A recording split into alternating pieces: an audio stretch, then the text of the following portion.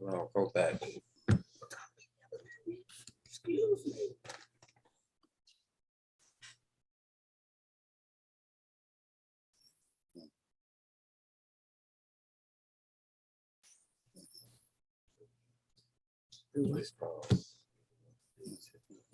Yes.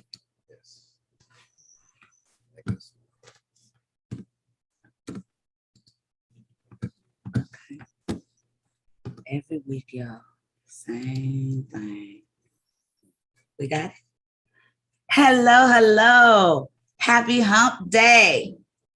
Yes, this is the lady in red, your girl, Miss Paula J. Parker.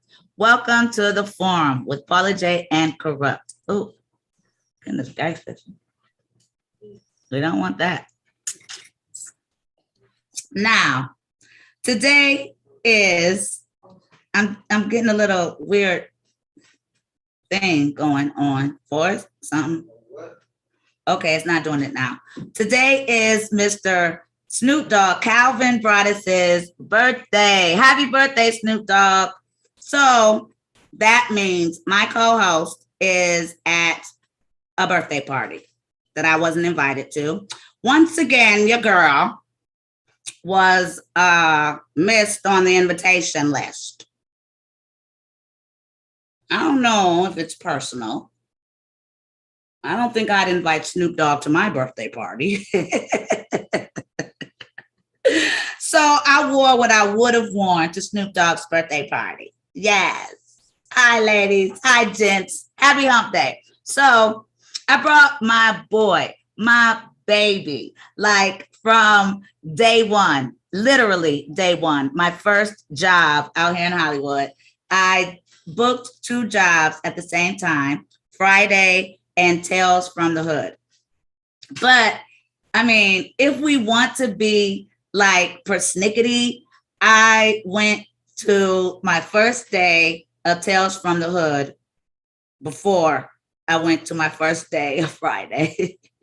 So I brought someone who you guys may remember as my son, not only my son, but the legendary Vivica Fox's son in Soul Food, the best, hands down, child actor I've ever had the pleasure of working with. My friend, my boy, my first son, Mr. I'm not gonna fuck up nobody's name ever again in life. I'm claiming it right now. Mr. Brandon Hammond. Are you there, Brandon? Yay! Hey. I love that intro. This is my baby, y'all. Like, we got to see each other recently for Rusty. We had a whole the 20th anniversary of Tales from the Hood. That's right. So we got to chop it up for what was that? Sometime, I think it was. Well, they did a 4 or 3 or 4. They did a part 2, you mean? A 3. They already had a part 2 out. Yeah, this was the 3rd one. I know. Rusty and Darren. They came on the show. They did. They helped me get it started off. When I first started doing this podcast, they were like one of my first guests. So let's talk about you before we get into, why you're here. I'm so proud of you. But let's before we get into that, let's take it back because my son, I want to say he's a child actor because we're out here and he's acting, he's auditioning. He hates it, Brandon. He hates it. And I think he hates it because he's one of those kids that, and I was like this too. If my mom said it, the smartest person I knew in the world, but if she said it, it was wrong. Now, if that bum on the street said it. So my son has talent. Okay. But it's hard getting it out of him. So let's start from the beginning because this show is called The Forum because it's for them. And I know there are a lot of people out there who may have kids who are very precocious. I'm on a show right now called Queen Sugar. Yay. Yeah, I'm on Queen Sugar right now. Yay. And I just have to give a shout out to Miss Ava DuVernay. Amazing. Because I heard I was trending. My sister-in-law's baby, no, I'm just playing. My sister-in-law is in and I know y'all, we got 2 hours. Chillax. I'm gonna talk to the man. This is my baby, okay? Yeah, you chilling. Yeah. So she's in a Queen Sugar watch club. You know how there are book clubs? Yep. Well, Queen Sugar has a watch club all around the country where women come together and maybe some men and watch Queen Sugar. That's dope. So she was out here visiting last week, and apparently I was trending along with Aunt Vi, who is also on, also is the show. Hello. And so I cheated with her man, Hollywood. Do you watch the show? I don't. I need to. Have you seen the show? I've seen an episode, probably. Okay, so Aunt Vi go with Hollywood. Now, Hollywood and Aunt Vi are basically my favorite couple on TV. So when I got there, I was like, okay, I know y'all ain't gonna have me come up in here and come between Aunt Vi and Hollywood. Y'all trying to make the world hate me more than they already do. Goodness gracious.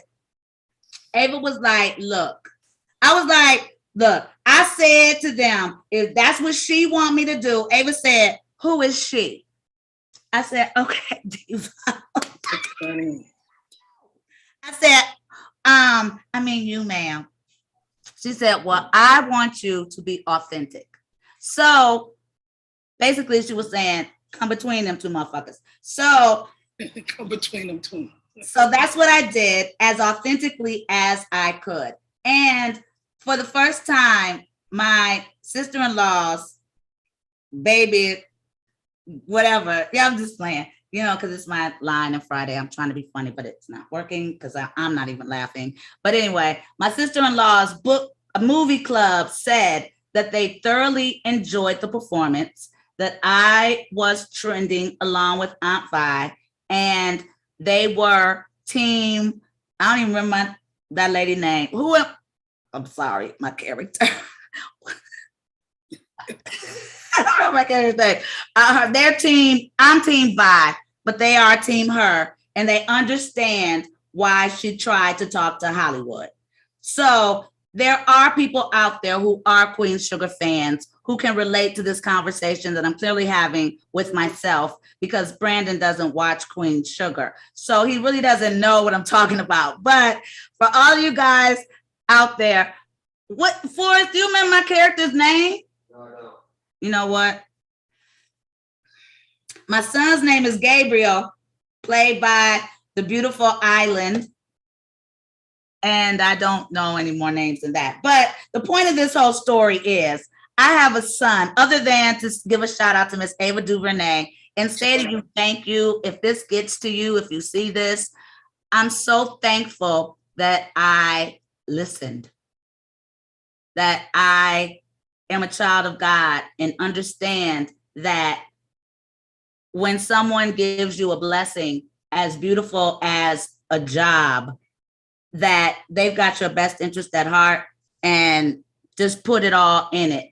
And that's what I did. I put it all in it. So thank you for being team, whatever my character's name is. Celia.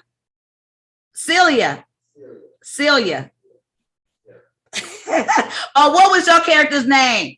What was the baby's name in Tales from the Hood? Walter. Oh, snap. That's my uncle's name. Look, I know all my character names. I know each and every one of them. You know what? I'm not even having this conversation with you because that wasn't the point of the story. The point of the story is I have a son in the project. not in the projects, but in the project Queen Sugar, who Yeah. is obviously, I think he's 10 years old, a child actor. Okay. My son recently went out for like the hottest property in town. I hope you guys are watching this show now. The Wonder Years. Oh, The okay. Wonder Years did a whole huge audition campaign. Every little Black boy in LA and probably Miami, And not just LA. Atlanta, exactly. The major hubs got seen for this role. So my son, anybody with an agent worth their salt in this industry, got their 12 to 16-year-old client in on this audition. Yeah. So it required crying. Not Now, not easy. that's the whole point of this story. Boy, when you were a baby, you shamed me. My first job out of college.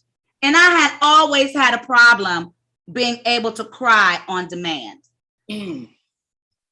But I was better than your average duck on their best day. So I was able to fake it until I was able to make it. Fake it till you make it. That's Baby, right. your little ass, honey. It's funny because I'm known for that. Baby, y'all, and you grown, and this little baby, and you were so grown, and I think so is Island. I'm about to call him Gabriel, and it's because you don't call your name when you're acting. Right. You don't call your name. You read it, but you don't call your name. So you're looking at me like, you know what? Is this about me? Is it about Gabriel? Who's this? Okay, it's about you. Yeah. I'm getting to you. So for me, look, I'm getting to you. No, for me, it was hard for me to get those emotions out of my son. And during that process, I found myself acting like Joe Jackson. Oh, whoa. And I didn't like it. And we had a professional guy taping it for us. And it was like he was hating on the process that I was using to bring those emotions out in my son in that moment. So when the emotions would come, he'd shut the camera off. So for me, it became a fine line between child abuse, not what I was doing, but what he was doing. Because for me, I had a method to my madness to get him to experience those emotions real. Right. For him to turn the camera off made it, to me, child abuse. And like, I teach kids how to act. And so another little boy came to me for the audition. And when we got him to cry, he told his mother to turn the cameras off. So to me, it's like wasted tears, a wasted nut, which is a sin in the Bible. You're not supposed to just nut for the sake of nutting. Well, you said a wasted nut? Right. Like in the Bible, that's a sin. Like the late reset. I thought I heard that, and then it. That's a sin. You don't waste it. It's precious, and that's how I feel about tears. What scripture is that? That's really. I need to know. Do you want me to Google it? As an adolescent male. Yes, you're not supposed to masturbate. You're not supposed to waste. I have to ask this. Is it a sin when you're like 12, 13 growing up and experiencing it No, I don't think that's a sin. Not at all. Okay. I don't think any of it is a sin. Okay. Because for real, to me, masturbation keeps you healthy. If you're not in a relationship, you have to be able to get those. Here go my girl. You have to be able to keep your cheek clean. And one of the easiest ways to keep your cheek clean is to ejaculate. I So, like that. Yeah. health. And you become, I don't necessarily believe that it's wasted. Back then, because there weren't as many people, it was probably a sin to waste the seed because they were trying to, expand the Jewish community. But now we all out here. We all Jews. We all here. It's billions of us. Oh, that's hey, cutie pie. So I think a drip or two wasted, God will forgive. Absolutely. But the point is, wasted tears. This man, you know what? Wasted tears to me, that is the sin. And that's child abuse to me. And it became for me a thin line between trying to get my child to cry, this man not recording it every time I did, and thinking to myself, he's a baby. Am I scarring him? He didn't like acting before. Now he really doesn't like it. So with that being said, can we start your life from the beginning? What made you know that this acting thing was for you? You're clearly a prodigy. Like, people don't give child actors, child performers, children who excel in video games or whatever they do. If you excel and get paid, you're a prodigy. Wow.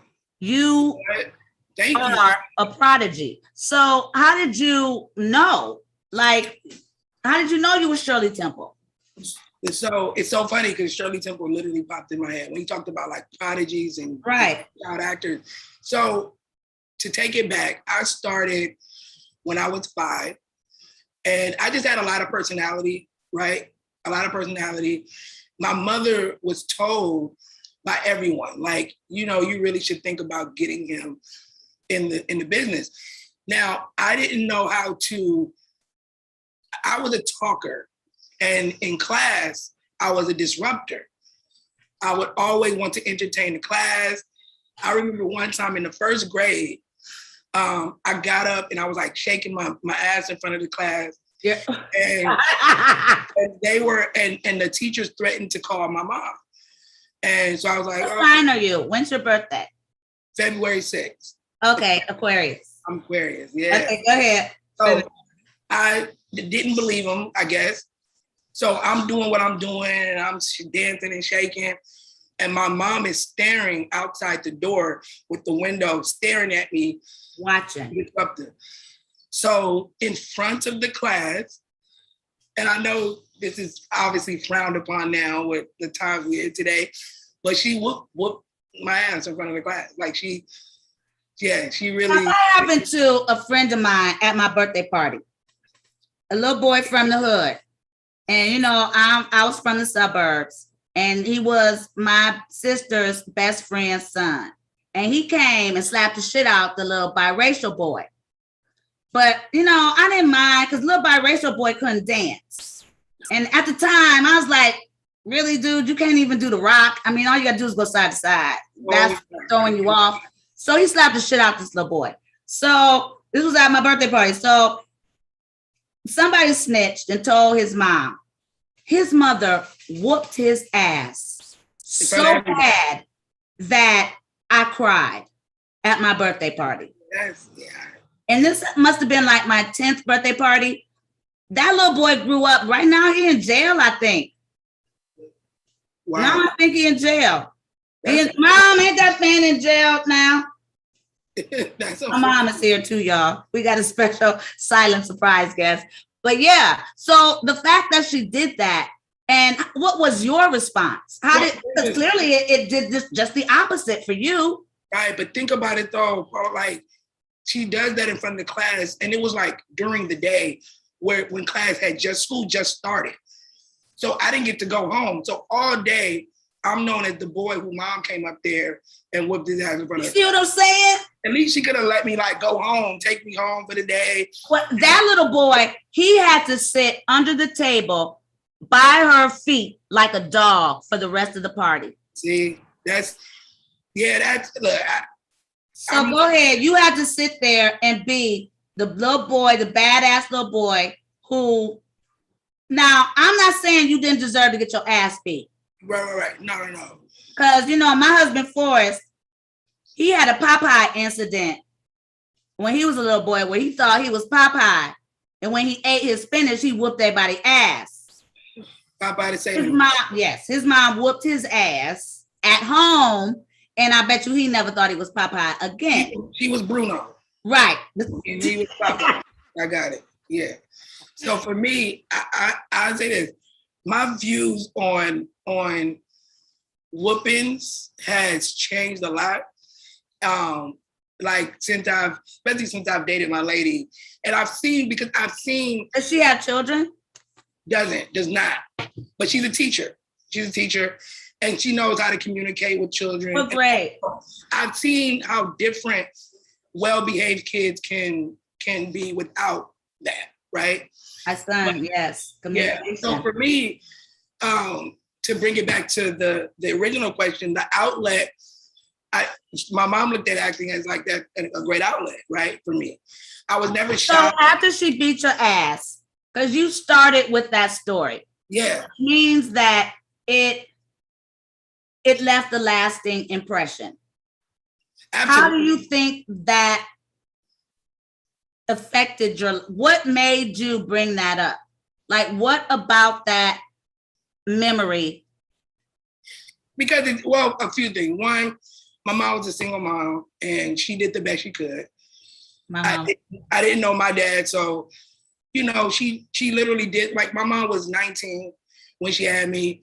She's from Baton Rouge, Louisiana. Shout out to Baton Rouge, where my family's from. And when she moved to California as a teenager, it was a culture shock. We shoot Queen Sugar. Plug, shameless plug in Louisiana. Okay, go ahead. That was good. But yeah, so it was a culture shock for her, right? And then she's this young mom. What made her come out here? By herself? She was an engineering major. My mother was super smart. Is she was your mother's passed away? Yes. Yeah. I'm sorry to hear that. Thank you. Yeah, and I would love to talk about that. I remember meeting your mom. Yeah, my mother was everything for me, everything. And I have obviously fond memories of her. She's the reason why I am who I am, a large reason why I am who I am. But that situation, I'm not putting words in your mouth, seems to me for you, make you want to what? Be more? Do it the right way? Or did it make her feel bad to the point where she wanted to help you do it the right way? Yeah. No, I always knew, I never held any deep resentment, right, from a spanking that my mother gave me. Of course not, but it might have made you want to please. Absolutely. Oh, absolutely. Do better and do it right. Absolutely. No, when you talk about that, I mean, look, we can even go deep. Like, that's something that I have deep within me, like this need to please everyone. Like, so. Do you like spankings? You said, do I? To this day? No. Okay, just curious. Okay, go ahead. Back to the subject. But yeah, so that I brought that up because, for one, it was my mother. She always tried to cultivate the very best out of me. And, this is before Google, right? So learning how to manage a career, get your child into acting. Yeah, you didn't have, it wasn't out at your fingertips. Right. So she figured it out. Like, she just, and I started off as a background performer, Paula. Like, I was we all did. Right. But the first you were a background baby? What were you doing? Like on Wonder Year? What were you on? I was like the little kid walking across the street, or the kid on the playground, or the kid in the classroom. Right. And I swear, my family would record everything. Anything you saw me in, even if it was. So after that situation, your mom said, okay, let's turn this lemon into lemonade. There you go. The boy wants to act. Yeah. So I'm going to start facilitating that desire. Yeah, because it was never me saying, Mom, I want to act. It was never me. She saw you acting out. Right. And she knew how to help that. How to best cultivate that. Yep. So So I'm performing as a. Are you hearing that? Do you have an actor out? Do you have a kid that clowns in class? Message. I like that. Message. Right. Right. So I'm acting for a year as a background actor. And this is, I mean, you talk about things happening for a reason. It was on James Earl Jones's show, Gabriel's Fire. One of the kids, little black kid, he had one line, Paula, one line, and he didn't show up. So the producers were scrambling to find a little black boy to say this one line. Of course, they go to my mom. Mom, can he do it? She hey, D. Brandon, this is Derek Brandon. What's up, Brandon? Do you remember Brandon when he was a little boy acting in Soul Food?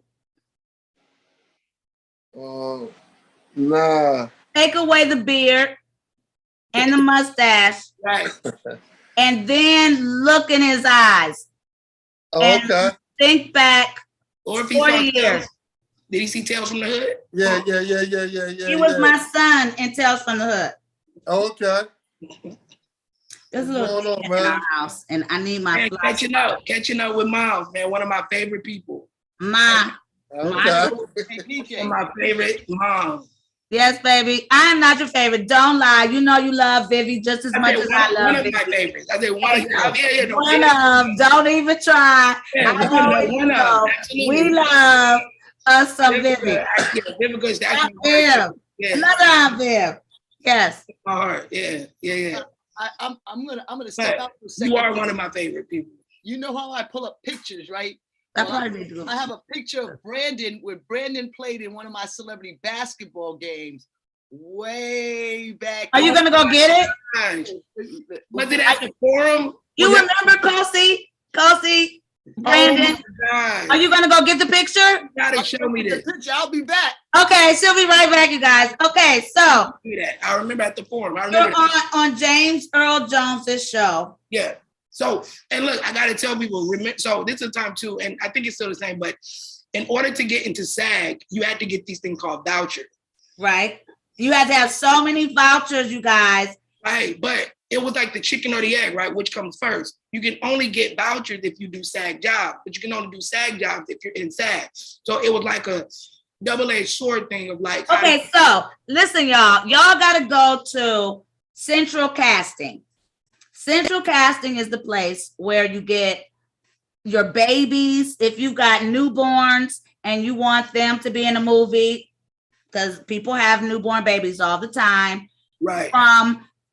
My mother went to Central Casting at 90. So that's where you go to become a professional extra.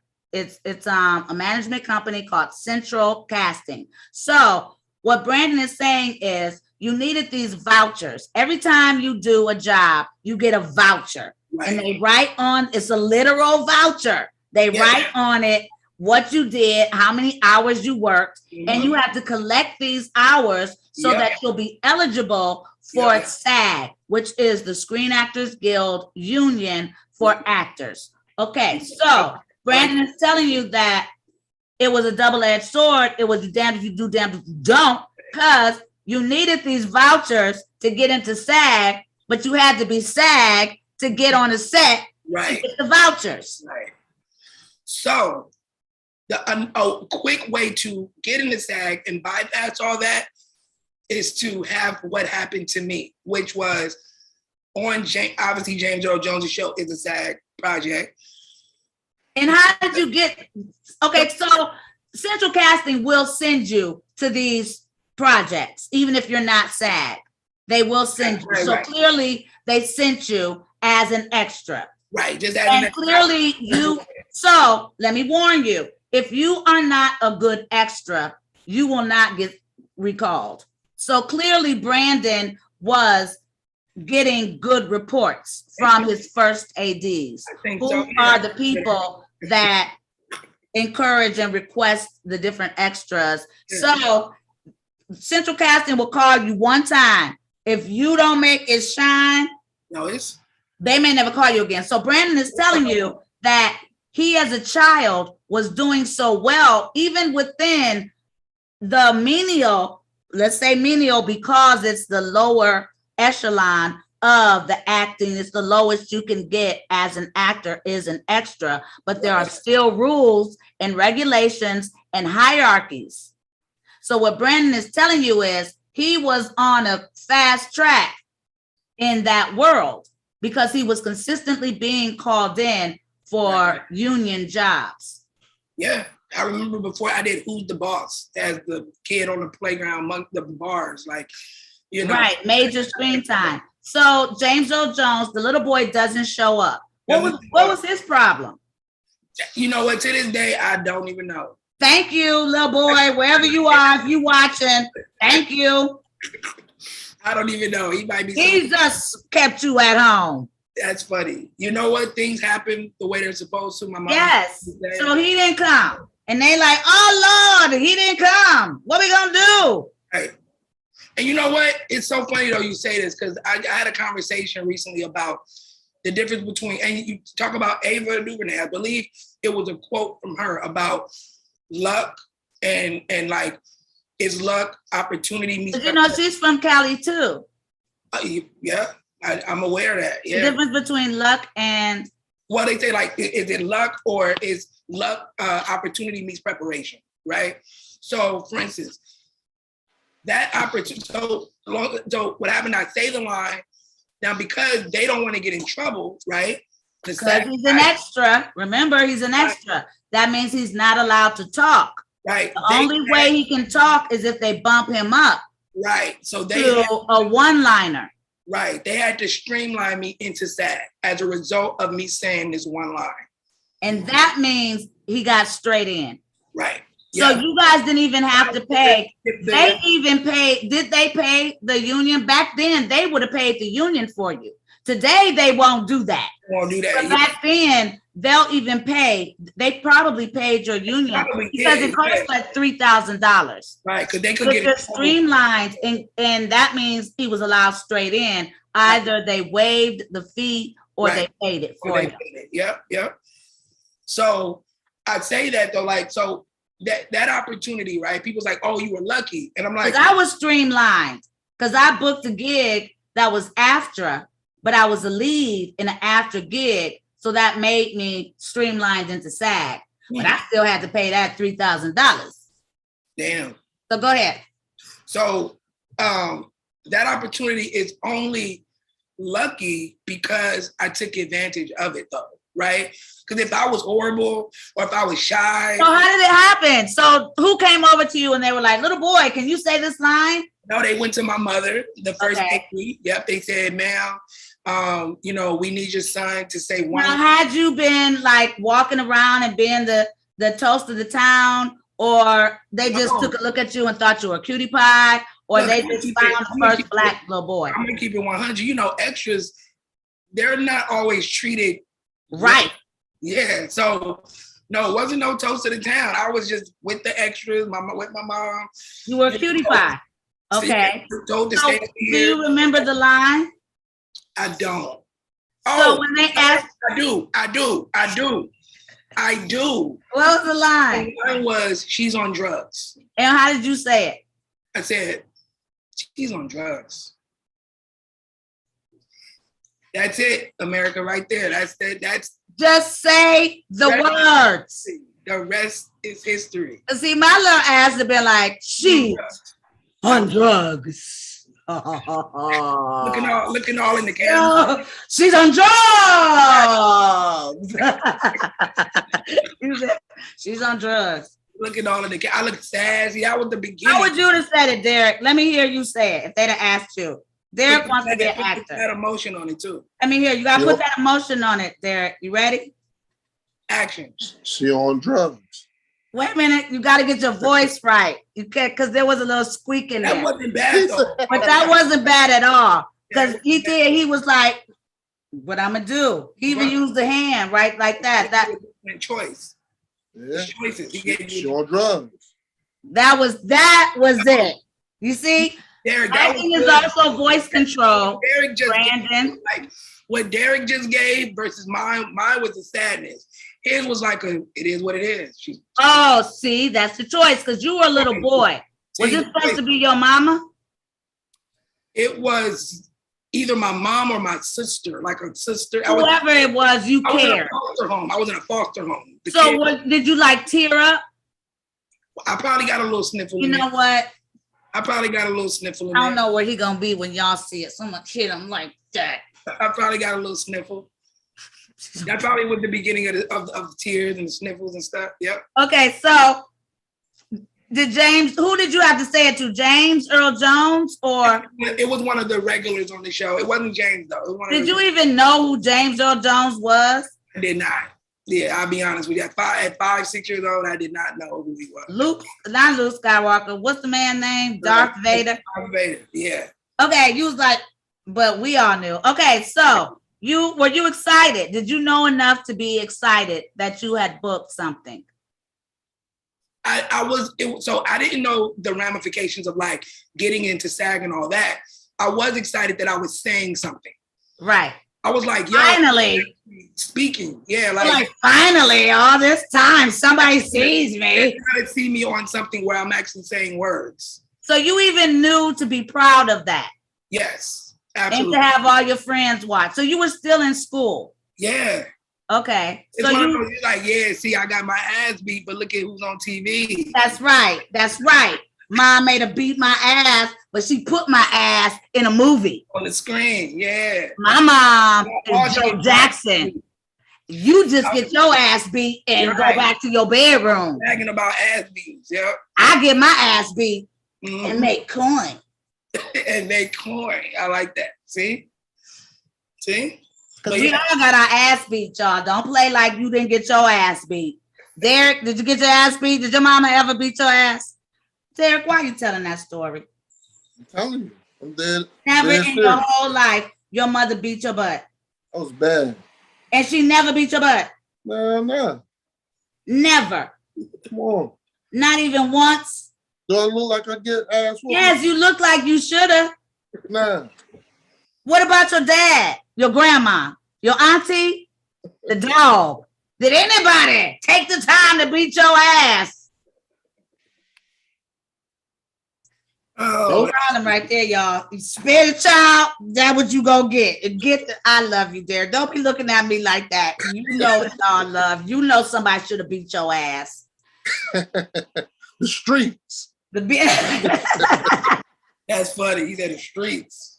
Okay, so now you've done this. I got my first role.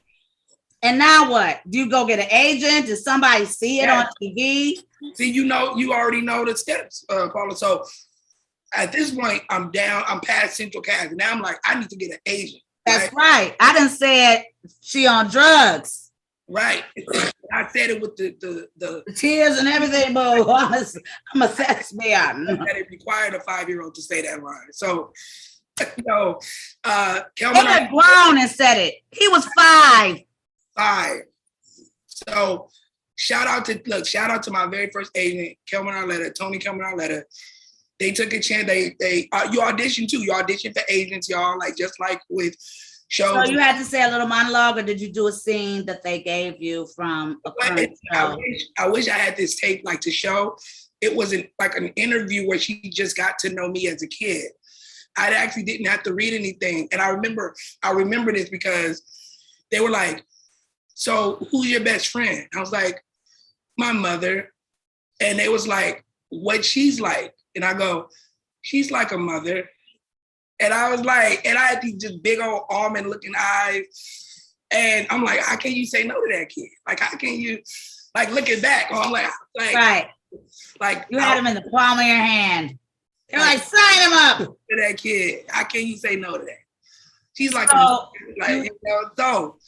they signed you before you even left the building. Yes. She like, I remember that. Like, she was like, we want him. We got, boom, boom, boom. So I can only imagine what my mom thought, like coming, felt having an agent. And then I started booking commercials. And the funny thing is, if I knew how to share my screen, I could show you, like, there's some commercials on my very first commercials on YouTube, y'all. It's a McDonald's commercial. One of my very first commercials. I remember it. It's a McDonald's commercial when they had the Like they recently played it. the Happy Meal snack maker. You remember that, Derek? The Happy Meal snack maker. Snack maker. And it was You like remember that, Forrest? major. What would you do? Out of cookie dough. You made like fries out of cookie dough. Oh, it was not The cookie vanilla dough. The Play-Doh. vanilla with the bun. Play-Doh. When it Play-Doh? Oh, you could really eat that joint. Oh shit, I don't remember that. That must have just came to California. We didn't get that in Cleveland. Am I able to share my screen, Paula? I'll show y'all this commercial. Yes, Forrest said yes. You I can. share it? Forrest, he said yes. Okay. Say yes, you can. How do I do this? I don't know. But you know, Netflix has a show out called like The Toys We Grew Up With or something, and you're in one of those, maybe not the toys one, but one of those commercial shows. You are in one of them as a baby. Really? Yes, I do remember it. Did you figure out how to show us? Look, I'm looking it up right Hit now. what? I'm looking it up right Share now. screen at the bottom. Okay. I'm finding the video first, so that way I have it up. You know? Okay, so you did these commercials.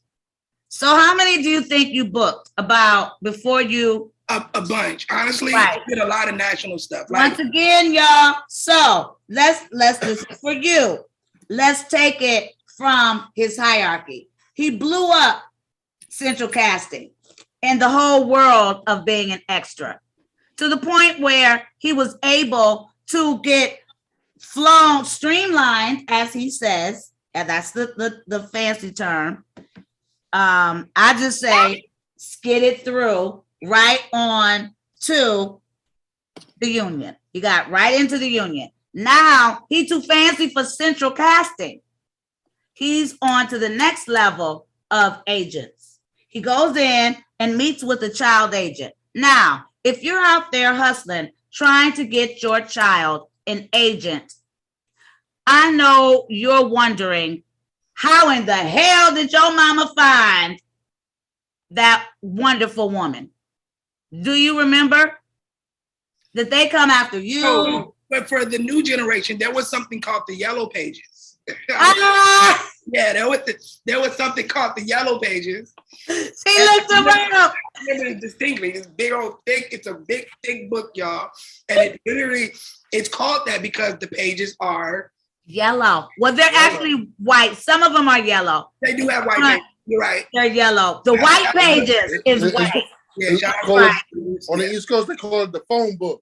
Right. The phone. Now, right phone book. Right there you go. Yeah, just nowadays, that would mean you guys can Google child agencies. I don't even know. Do It they? is not that easy anymore because he's making it seem so easy, y'all. When I graduated from college, we had this book.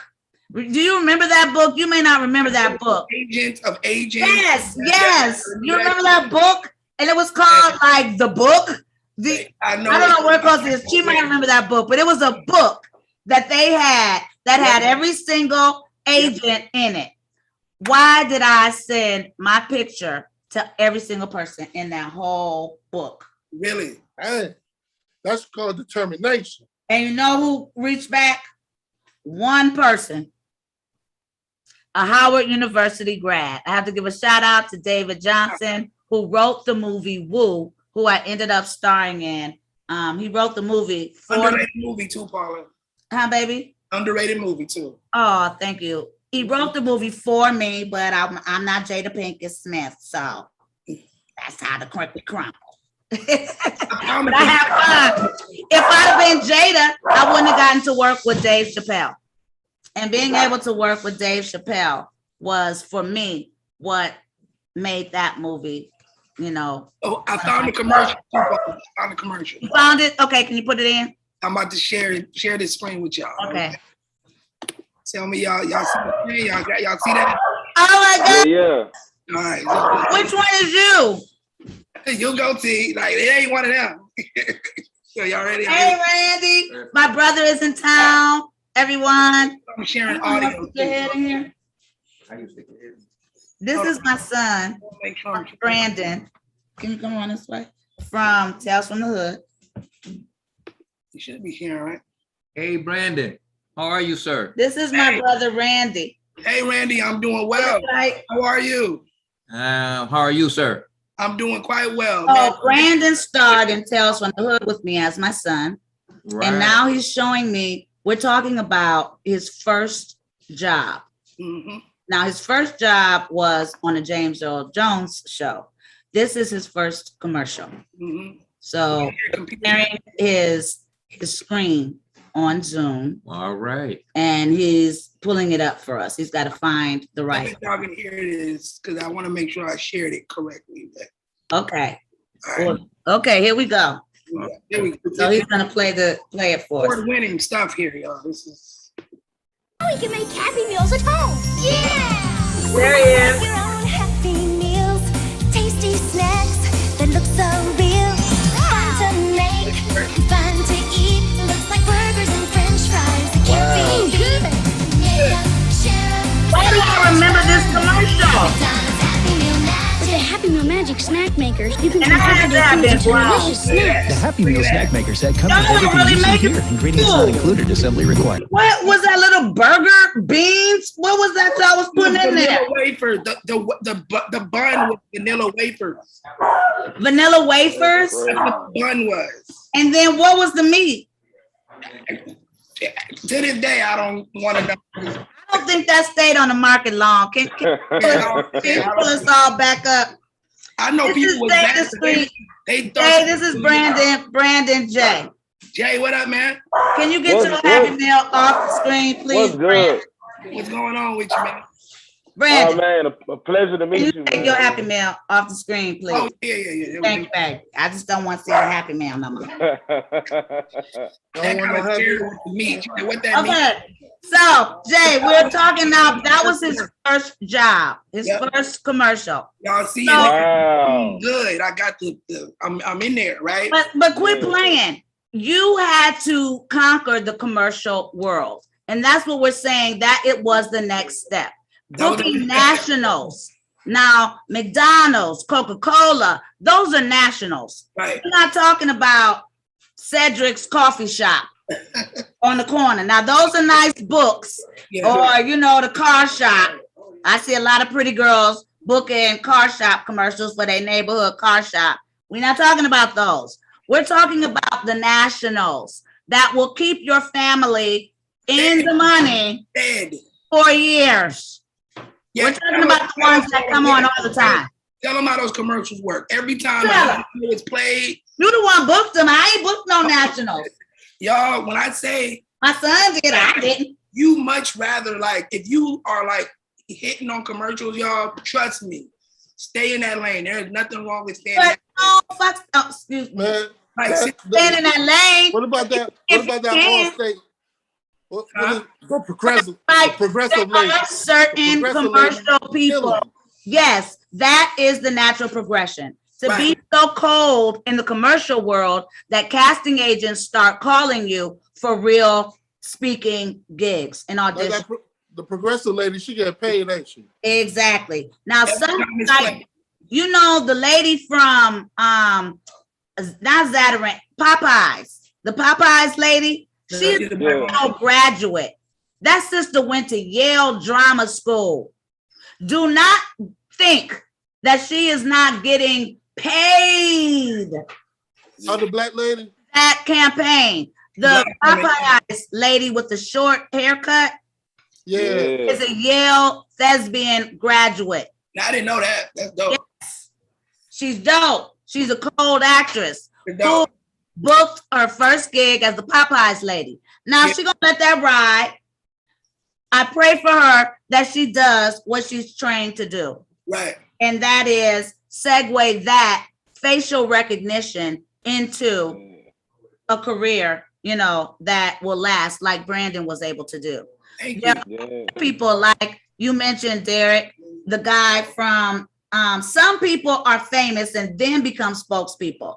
But then you're right, there are some people that do so well, like the caveman. Like Shaq. Orlando. Shaq killing. already famous. That doesn't count, Derek. Well, you got Millionaire and you do a commercial. Yeah.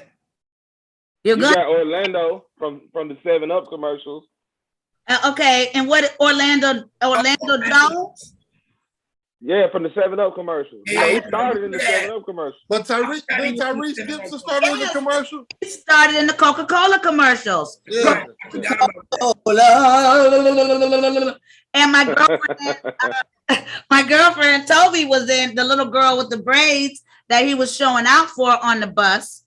Was one of my girlfriends from college, Toby, and that was her getting her first gig in a commercial. Well, remember Tyrese did the Coca-Cola joint? That kind of blew him up, right? That's what we just said, baby.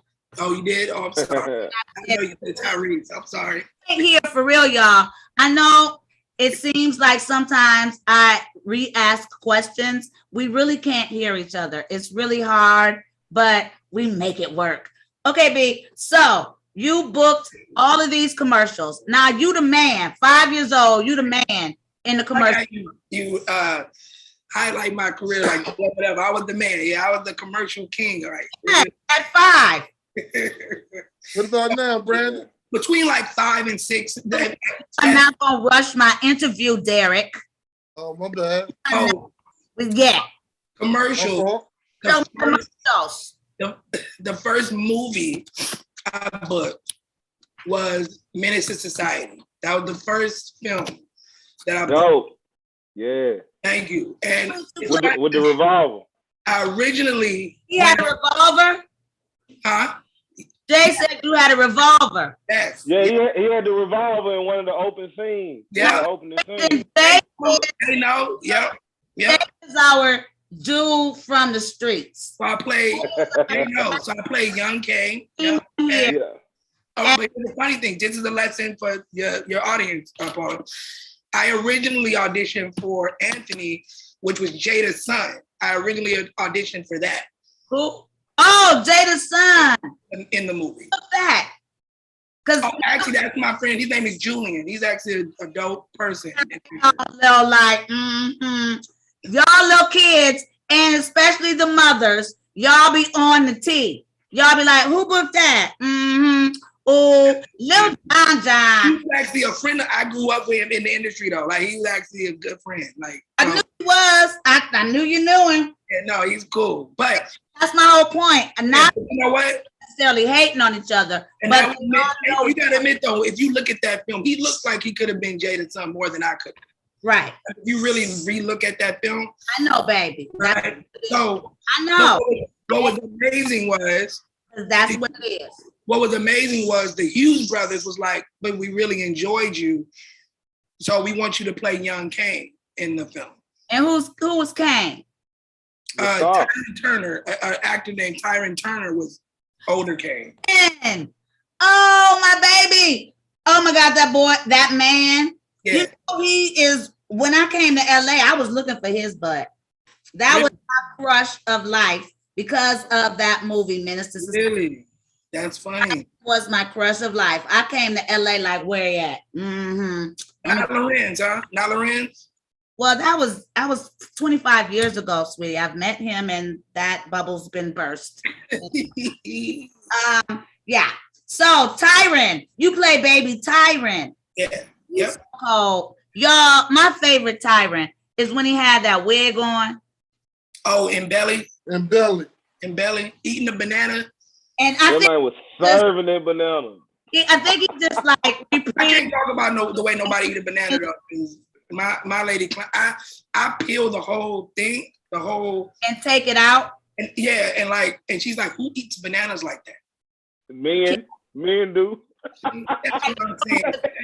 The peel reminds you, ball. Glad I'm not the only one here. Nah. Want your banana clean. I take the whole joint off, the whole joint. Chop my banana up.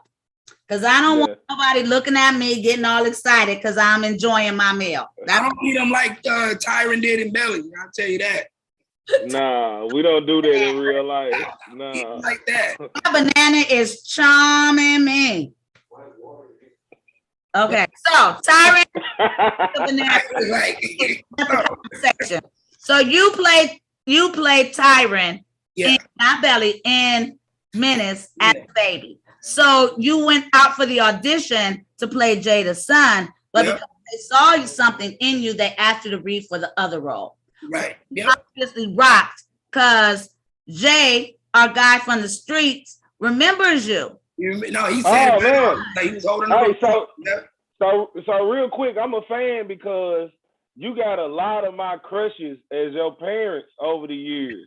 You had Paula, you had Vivica, you had Pam Grier as a mom in the movie. Yo, hey, Jay. So Jay, a real one, man. I'm gonna tell you, he's part of our show. He is why we do this. Some weeks I be like, I ain't even coming, and I think of Jay. Jay, a real one, man. So many people sleep on Pam Grier as my mom. And keep sending me people like you, Brandon. I don't even know what made my baby call. Because Brandon, I love doing this show because it's for the people. Yeah. But I don't love asking you, will you come be on my class? But it's nothing though. That's like, you see how quick that said, wow, like that's because I love you. I love you too. I'm honored, and this is fun, man. Even like, with Derek and Jay, this is cool. I like the just relaxed atmosphere it is. So telling us, so you booked this movie with the Hughes brothers. Menace to Society. They asked you to hold a gun. What does your mother think about that? What do you think about that? Well, it's a few things. Not only did I hold the gun, you remember, Jay, I also said my first curse word. I drank beer. I drank the 40 ounce, and I said, what the that? Yeah, it was a lot of like, and my mom had to kind of like, like they had water in there. It was apple juice. Right. Yeah, it was apple juice. Yeah. But they told you as a little boy, you remember them being like, pretend this is beer. Yep. Pretend it's beer. To yourself. What was concerning for her, and this is for parents, good thing to know. What was concerning for her, because if you remember in the scene, I see my dad, who was played by Sam Jackson, who I didn't know at the time was Sam Jackson, but because he hadn't killed no motherfucking snakes in the plane yet. Right, but he did he do Pulp Fiction yet, y'all? No. Daddy? Not yet. He didn't, right, Jay? Okay. He's kind of like little known because he did in the Jungle Fever and Coming to America, a couple of stuff, but he wasn't like the role of Zeke the Bum and on Broadway for the NEC in the last street play. No. I throw that in there. Okay, go ahead. So he was your daddy. If you remember, so I see my dad kill the guy at the game. Had he done the homeless man and wow. That ain't him. Yeah. That's older me. That's your boy, Paul. That's Tyron. Yeah, that's your boy. Kane. Yeah, that's Kane, right. Look at you. You just want to show us how fly your hair was. It was like bam, bam, bam. Okay, go ahead, Brandon. So you came and you had to drink fake beer, but they're telling you, okay, pretend you're 5 years old, 6 years old, and they're like, pretend this is beer and you're drunk. Right. Your little mind, what are you thinking? Just, I thought about the most nasty thing that I don't like prune juice or something. Right. Something nasty. So they spit it out. And of course say, what the fuck is that, And my mother, every time I said it, I would look at her. What was it upsetting to you, or was acting so much a part of who you wanted to be and what you wanted to do that you were willing to do? Because my son got offered Rusty offered my son a part in Black Jesus, and he had to curse. And Wonderful refused to curse. He was 5. And he said, I don't want to say those words. I love that. I'm so stupid. I listened. That little nigga don't even remember. He don't remember none of it. I was trying to tell him that happened. He wanted to call me a liar. That's so funny. I was like, you don't remember? You didn't want to? He don't remember none of it. So if your child say they don't want to, don't listen. They don't know what they wanted. They ain't gonna remember in 5. Can I just say? He don't even remember. Can I just say? Damn, I should have said it. You're gonna say, damn, I should have said it. I just want to say, everyone, I don't agree with that advice.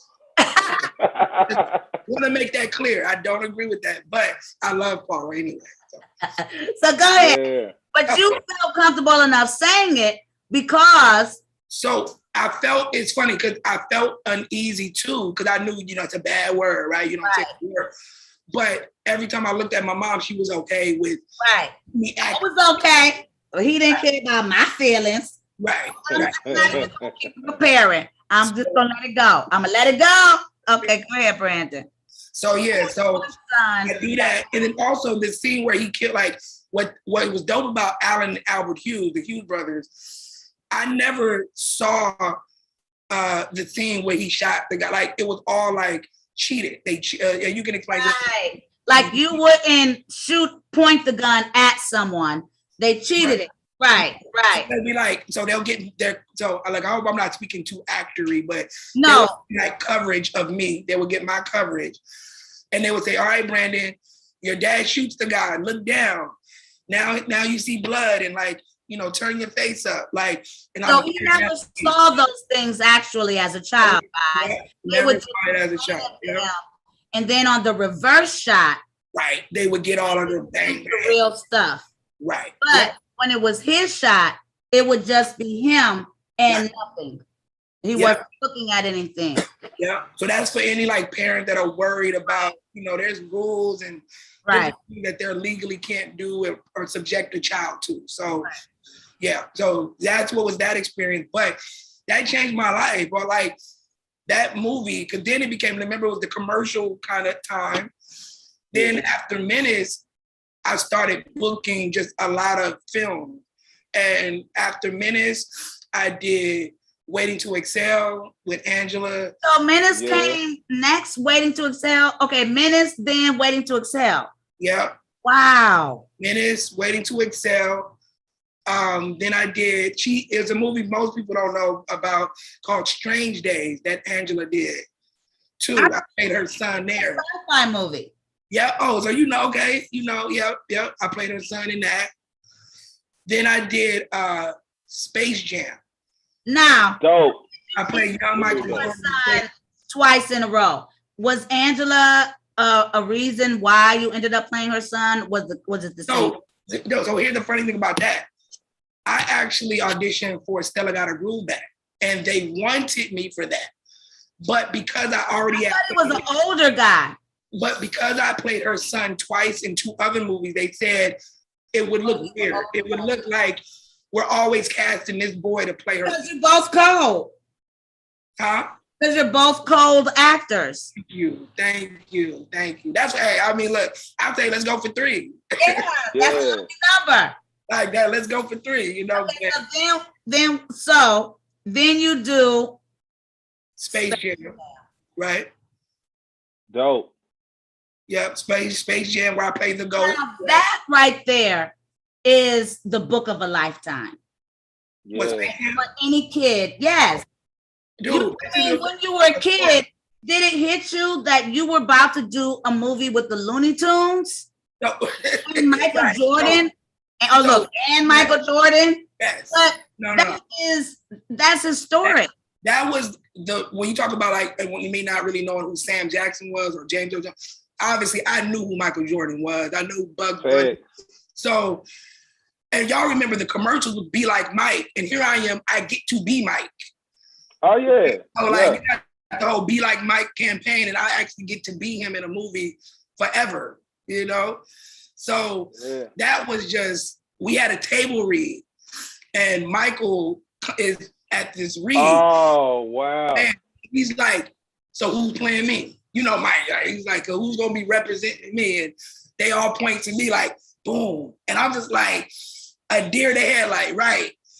And Mike is so funny because he could care less about my acting. Because they were like, Mike, he's really good, really talented, man. He got make sure you was a cutie pie. He said, but can he play? Oh yeah, you gotta be able to ball. You gotta. That's all like I could have been the worst actor in the world, but I'm not him look like, yeah.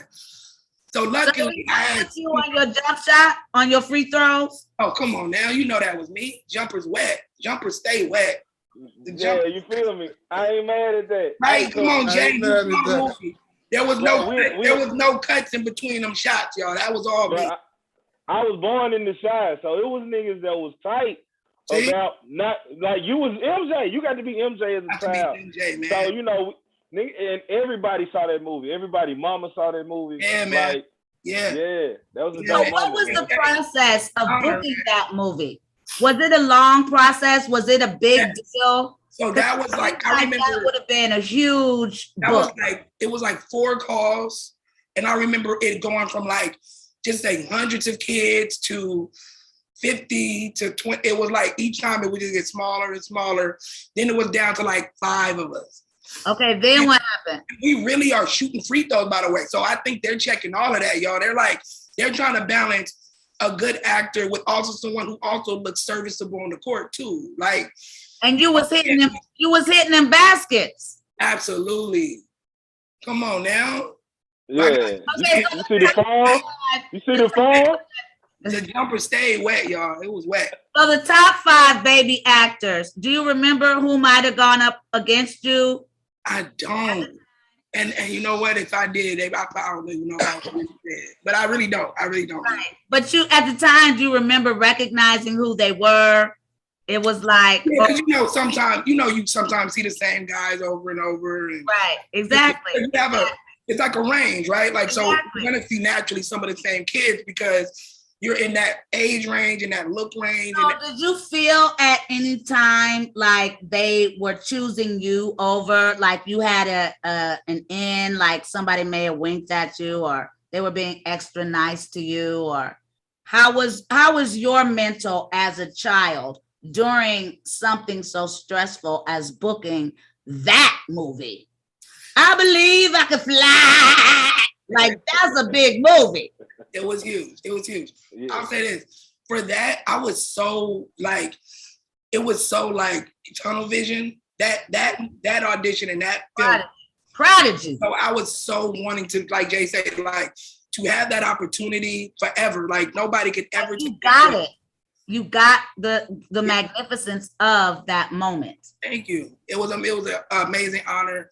Like, because you think about Space Jam 2 that came out recently. Right. And I'm sure that little boy feels the same way about being able to play Cleveland. No, but here's the dope thing, y'all. I got LeBron James. Tell you guys a little bit of like serendipity. One of my best friends, his daughter played LeBron's daughter in Space Jam 2. So dope. Nepotism. So I got invited to the set and I got to meet LeBron and we took a picture with my Space Jam jacket from the movie that I did. From the OG joint, yeah. The OG Space Jam logo jacket. That's dope. Yeah, that's history. Dope. That's like full circle. Yes. So your agent calls and they're like, you booked it. Are you like your mom losing it, you losing it? That's your first major book. Yeah. And like, so, you're right, for me, because Waiting to Exhale, like it being a book, didn't really register to me how big that was for like women, especially. And so that didn't really always go down in history as Waiting to Exhale. Right.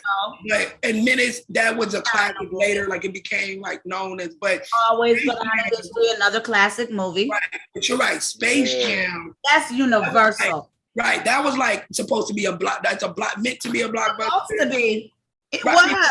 What I'm saying, like going into it, yes.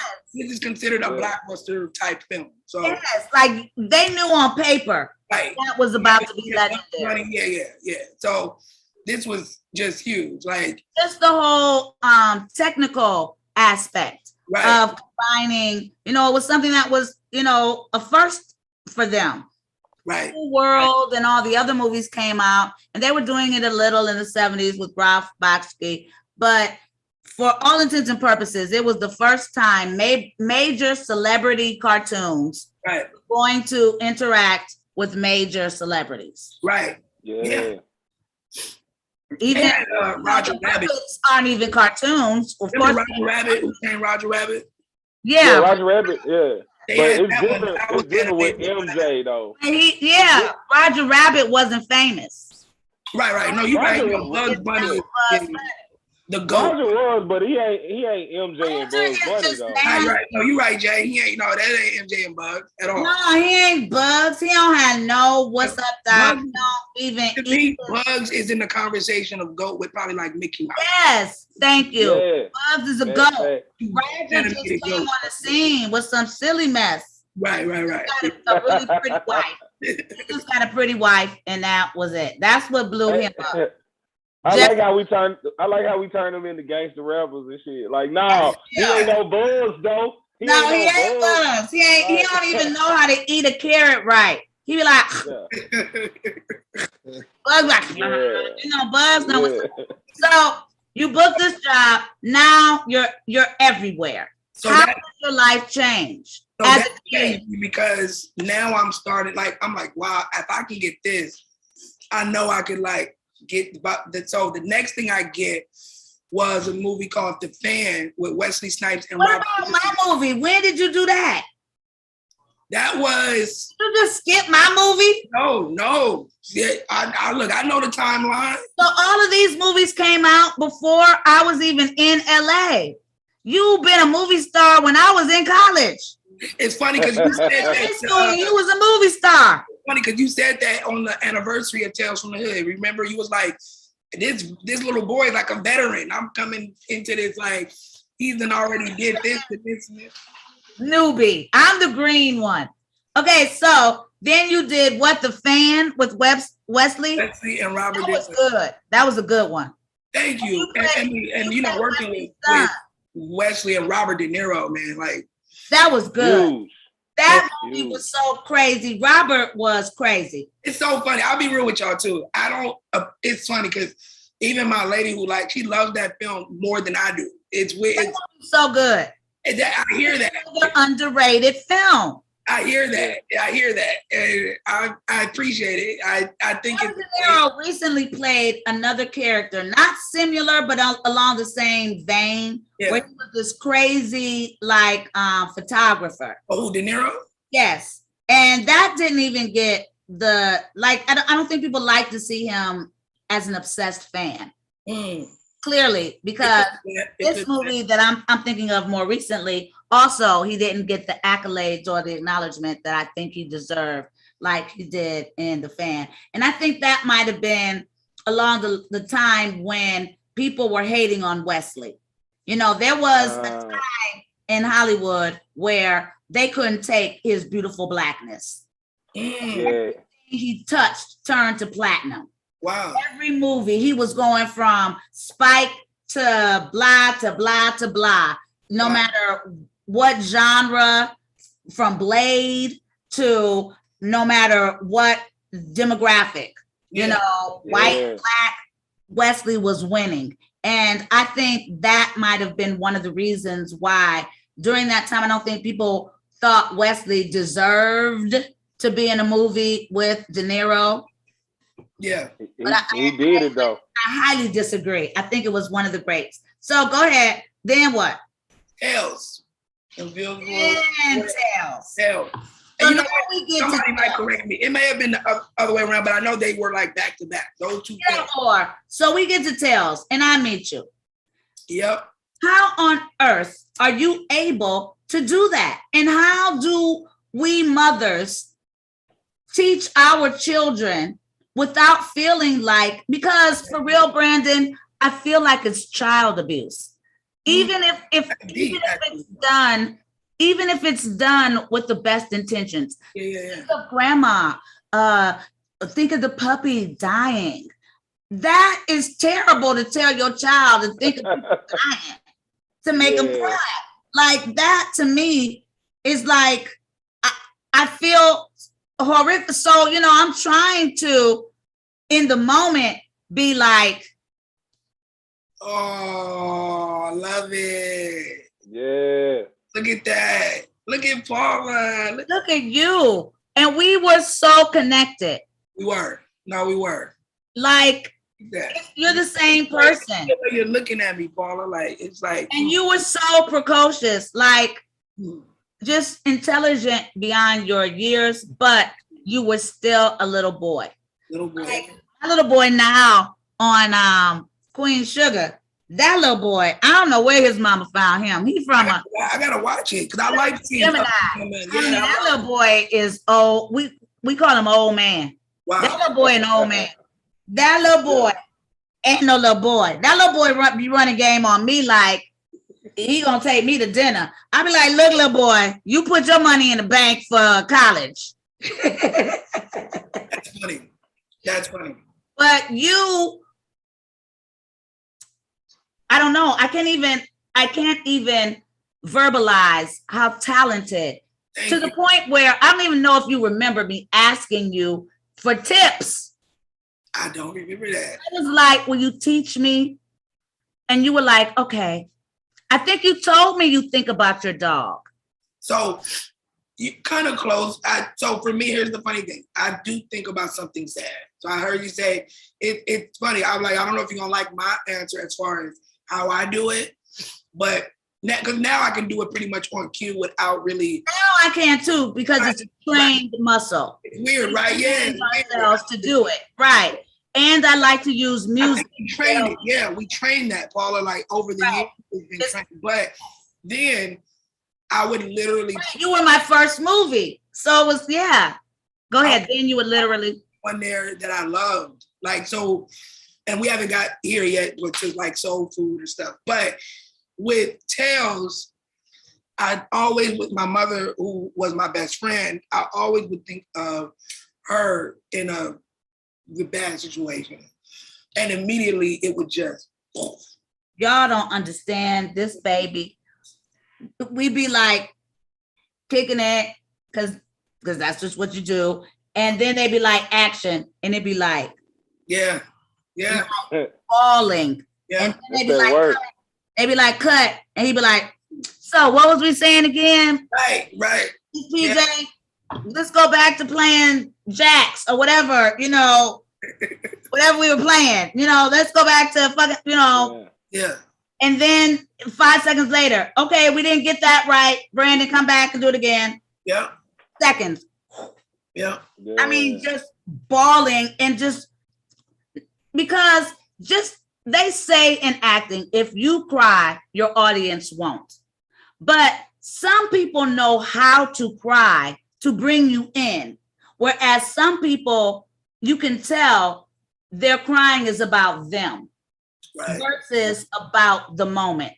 Yeah. And that is why I call you a prodigy, because any little kid can sit and cry. But your crying evoked emotion. So that means that you were real and you were experiencing something real.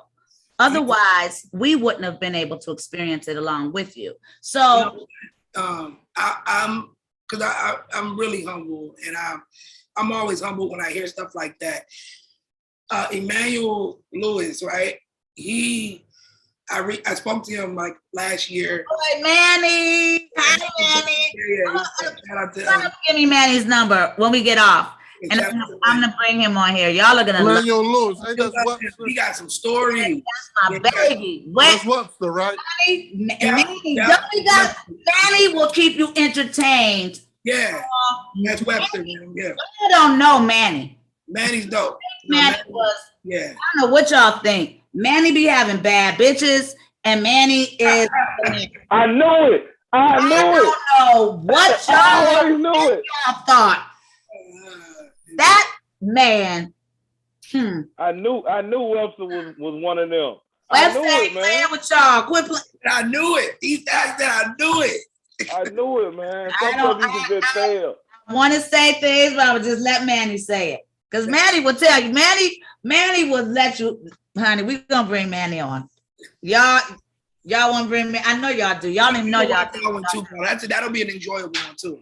Okay. I feel so, like as soon as they said cut, he was like, what the hell is it? What y'all doing? What we doing? Going to this and everything. All like, No, I'm just playing. So go ahead. So you and Manny had a conversation about. Right, and he just was saying like, because I didn't know he knew who I was. It was, are y'all familiar with that Clubhouse app? It's like Clubhouse. Yes. Yeah. And so he was. Made me get on Clubhouse. Now he don't be on it. I was on there for about a week and I stopped really going on. Me too. I don't really like the telephone. And maybe that's what it is, because I don't really like to talk too like that, you know. But so it was when he first got on and they was welcoming him in his room, and I was like trying to like raise my hand, and I told him who I was. Raise your hand on the telephone? No, like so you know how they have the button. Y'all know the button that like to raise your hand. Yeah, to raise your hand. Right. So then what? So they can bring you up. Gonna pick you. They pick your hand raise. Yeah, they gotta bring you on. Right. Okay, I'll pick this emoji. Or is your name on it? Or is it just a whole bunch of hand raised emojis? His name is on there, and they put a little hand. Yeah. But that ain't fair. He only pick you because he know who you are. Honestly, you're right. Because sometimes it'd be a lot of people who want their hand picked that people don't want they picked. call it, they put them on the stage, as they call it. I'm just playing. Okay, so he picked your hand. So I tell him who I am, and he was like, "Man, Brandon, brother, I know who you are." And he was like, "Bro, you that emotion." He said, "You had this ability as a kid that just not really many young kid actors have to evoke that emotion that you're talking about." And hearing, because he's a legend, y'all, like when you hear like his relationship with Michael Jackson and like just the things that he did as a child, man, like for him to say that. Like y'all may have seen him sitting on Michael's lap, but that's so he could meet the women. I knew it, man. I was still by it. I knew it. It just confirmed for me what I didn't know. Yeah, I'm talking about certain stuff you just know, man. Like, I knew it. Don't believe the hype. So go ahead. So Manny gave you. Yeah, and it just when you hear stuff like that from people you admire, and you know, it's really it. In a perfect world, you would have gotten an Oscar. Wow. For Soul Food. Thank you. Would have gotten in a perfect world, you would have gotten an Oscar for Soul Food. And you know, you see babies like my baby who I do love, and she totally deserved it for the piano. I got to play with Suki in True Blood, and that's truly my baby. Yeah. So she did, but you see that happen to girls that aren't American, that aren't Black. Right. Babies get honored, you know. Even Shirley didn't get the honor. She got an honorary. Yeah, like later on. Yeah. But in a perfect world, I just want you to know that you would have been honored with an Oscar. But I don't even think Denzel had gotten his yet. Had he? I don't think so at that point. I think he got one for Glory as a supporting actor. He got one for Training Day. And then Training Day. Training Day was the one. Right. I meant as a lead actor. The lead, yeah. Training Day later, yeah. Didn't the girl Keelan the Bee, did she get one? Sydney had already gotten one. What, baby? Sydney had got one.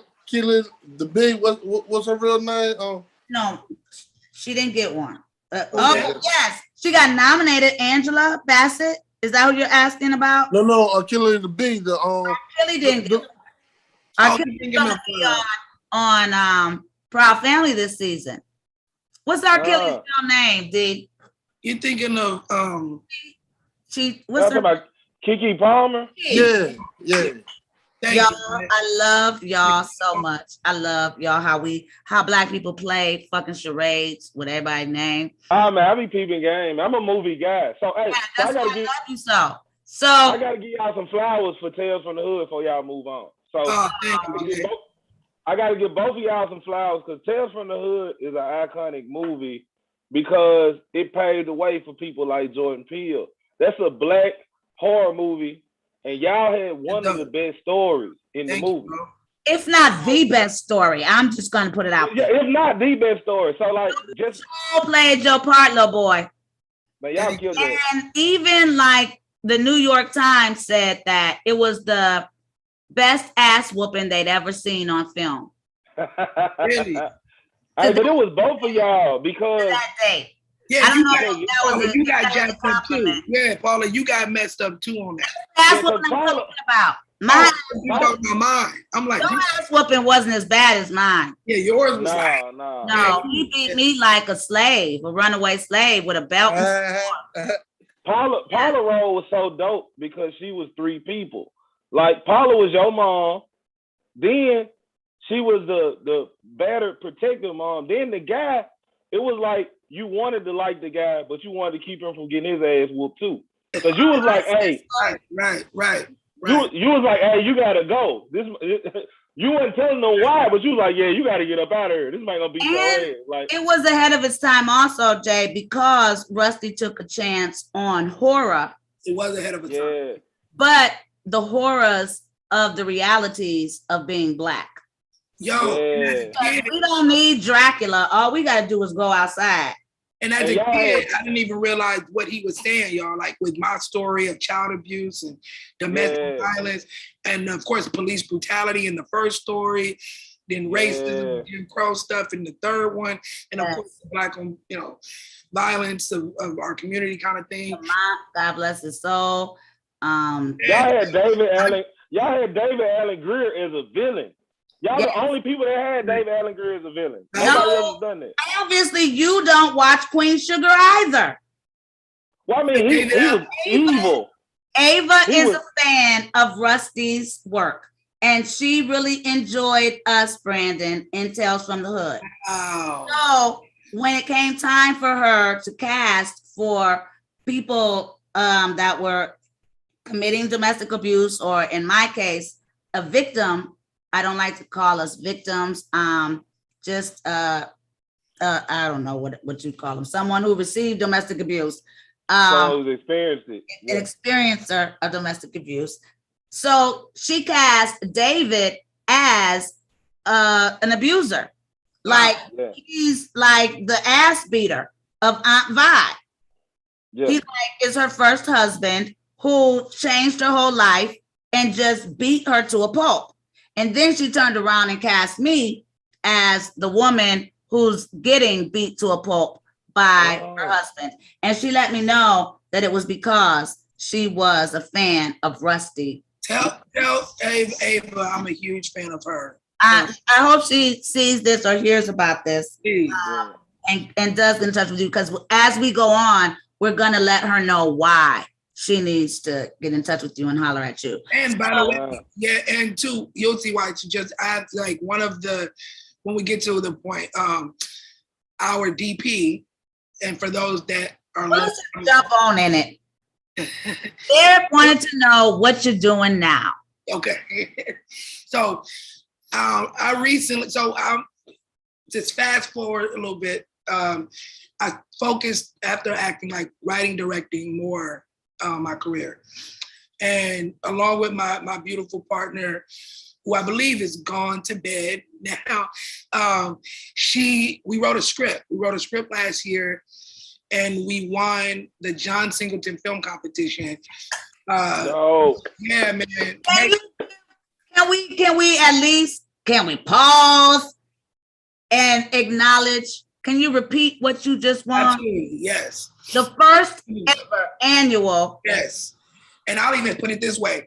The Pan-African Film Festival, along with many friends and colleagues of John Singleton, they wanted to, and as a way to honor him, they started a film competition in his name. And oh, wow, love that. Got it, look at that. So like Sherry Sneed, who is like a really close friend of John, worked on many films with him. They created this competition. We wrote a script. There was like 300 submissions. And out of that many, we were picked as winners. As part of the honor, the city of LA has agreed to basically fund our film. So they've given us $20,000 to fund it. This was last year, by the way. And of course, COVID happened. So everything got suspended for a year. But we got word like in June that we were starting back up this year. So of course, as you know, Paula, it's a new world on sets now. You know, you got COVID costs, COVID compliance, and that's just up the price of what it takes to make these films. So what you guys just saw is our crowdfunding campaign that we launched yesterday to raise more funds. And it's been pretty dope so far, y'all. In like 24 hours, we've already raised over $3,000, like as Dope. right, man, like 30%, a third of our ask. We minimum, our goal is 10,000 that we put it at, but we want to exceed that, of course. And yeah, it's just really dope. And I was saying about the DP, Paula, she actually just worked with Ava on the Colin Kaepernick story on Netflix. That's I'm on that too, guys, so watch out for that. Oh, so do you know Erin Wesley? Yeah. Well, I don't know if you talked to the DP, but her name is Erin Wesley. It's a pretty little girl, and I think did she go to Howard? Everybody went to Howard. So she went through the AFI program. But yeah, so yeah, Erin, really young, yep. The director. Dope. Oh, she's the DP? She's directed. The DP. She's the cinematographer, the DP. Really? Yep. Oh, Yep. Which is I dope remember a because pretty little black girl that came up to me and hugged me. that's dope. That's her. But it's funny because there aren't many like women of color. I said DP, and I thought she said director. No, you good, but there aren't many women of color in any of those positions, whether it's DP. But on Ava sets there are. Like right, this is why she worked on that, right? We did Queen Sugar. Ava did a whole huge, beautiful campaign where she hired for every episode a different female director. That's dope. So I did 6, but I think the whole season maybe there might be 13 or 10. So that's 13 different. There was an Asian woman named Bertha. I loved her. Yeah. There was Pretty cool. Black women, white women, Dope. gay women, straight women, 13 of them. So I got an opportunity to work with 6 for me, different authentic women on each episode. Rusty told me to tell Ava that he's a lesbian. That's funny. Rusty is a fool. Isn't he a fool?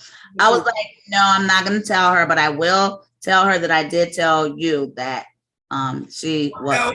Tell Ava that my partner is definitely a woman. I'm not going to tell her nothing, y'all. Y'all tell her right now, because I hope she hears and watches or something. Of course she is. She gonna watch and hear all this. Yeah.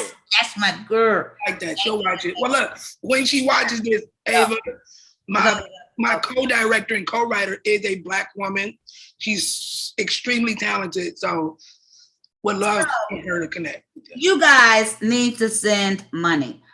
I don't know how white people do it, y'all, but they do it. Their children, right now, Doogie Howser is one of the most beloved actors still. You guys are watching him on Netflix on different projects. He's directing different projects. Right. We've got child actors like the guy who starred in the first Wonder Years. He's still working. He's still out there directing. So many of our white child stars are streamlined through the industry in major positions of power, like heads of studios and agents and managers. We got to look out for our own. If y'all don't do anything else for me, please give your baby. He is not just my baby. It belongs to all of us. You know you feel like you raised him. I grew up with him. Right. When we saw him, you related to him that was you playing basketball. Yeah. You were Michael Jordan. When you watched him on Looney Tunes, that was you. We put ourselves. Tootie, our girl Tootie has had phenomenal opportunities to direct now. Let's give that same love, Kim Fields, to Brandon. Thank guys, you, let's get this. If nobody else deserves a movie to get in the game to direct, this man does. And can I tell y'all a little bit about the film too? A little bit. Ahead. Yeah, like, cause I feel like, and I know you can tell this to Kurupt, like, so. Oh, I'm sorry he's not here. It's Snoop's birthday today. No, you good. Some things you just can't compete with. No. That's And I ain't gonna try because Snoop Snoop is Snoop and I'm me. No, you good. I wanted, the reason why I say that is because, so the film that we're doing, aside from the fact that it's in honor of John Singleton, who y'all know is LA, like the film is about, it's inspired by Tupac Shakur, right? So the film is about a teenage kid, late teens, early 20s from South LA, who after witnessing a black man, an unarmed black man getting brutalized by two police officers, he intervenes and he shoots the officers. And in the process of this, he discovers that he has a superpower. And his superpower is that he's impervious to white supremacy. So all of the shit, all of the shit that like affects black folks don't affect him. And so it's a satire and like so like it's a serious, so even though it's serious, we didn't want it to be heavy and like preachy. And so we wanted to add some levity to it. So it's actually funny too. So it's a political satire about a superhero. So it's like, are y'all familiar with what happened with Pac in the early? It's inspired by actually what happened to Pac. So in the early 90s, if y'all remember Pac, he shot two off-duty police officers who were brutalizing a black man. Oh, I didn't know that. And y'all don't remember this? And he went to trial and everything, and he got acquitted. Yeah. That's So- what he got let out. So when me and my lady were creating the story, we were talking about Pac and John Singleton's relationship, and we was like, yo, can you believe Pac actually shot two cops and he got acquitted for that? We were like, that's some superhero shit. That really is. I don't know any black man that could do that today. Like In the 90s. right, it was like 92, I want to say 92. Right after Rodney King. Right around, and remember Pac had got beat up too, and he had his own like Around O.J. Simpson. and yeah, Wasn't nobody fucking with black folks. that's some superhero shit, y'all. So Yeah. from that, we created this story. It was like, yo, what if there was a black kid who was like impervious to like white supremacy? Like, what if he was like it didn't affect him? So the way we show that is we show it in a funny way. Because we didn't want to, like, you guys heard the term black trauma porn, as they call it, like just these really heavy, like, and y'all, look, real talk, we needed a win. Like, 'cause in most of these films, whether it's like, I mean, name any film where there's like, we don't get the win at the end. It's like It's a lot of those. a lot of those, right? In minutes. So when you say black trauma porn, That's what they call it. They call it like black. So some people call. We got a clip. Hi, I'm Genesis Scott. Hi, I'm Brandon Hammond. And we are the creators of Amaro. Out of nearly 300 submissions, we were chosen as winners of the first ever John Singleton film competition. In order to honor the legacy of John Singleton, Kind of slowed up. the story of Amaro is inspired by the 1993 incident in which legendary rapper Tupac Shakur shot two police officers he witnessed brutalizing an unarmed black man. In our movie, Amaro discovers he has a superpower that makes him impervious to white supremacy, and he goes on a journey to free the lives of those in his community. Get down and shut up. What did I do? Hey, I'm recording this. I'll get that. Thank you for supporting Amaro. It's a glitch. I'll get that. I think that is phenomenal. So let's go back to this thing that they coined, because I had no idea that it existed, but I would assume that a project that I just got through doing called Them, Little Marvin on. Love them. So they call that black trauma porn. I would assume that they must have called that. And I think that is the most heinous. Am I pronouncing the word properly? Heinous. Heinous is the right word. Yeah. Heinous thing that you can say about someone suffering. They want to jump up and be upset right now with Dave Chappelle because he spoke his truth regarding his relationship with a transgender woman. We speak our truth about what we experienced in this country based on racism, ignorance, and hatred, and you want to call it Black trauma porn? But it's okay for you, Netflix, the employees at Netflix are walking out on Monday because Netflix refuses to snatch Dave Chappelle's comedy series off the air.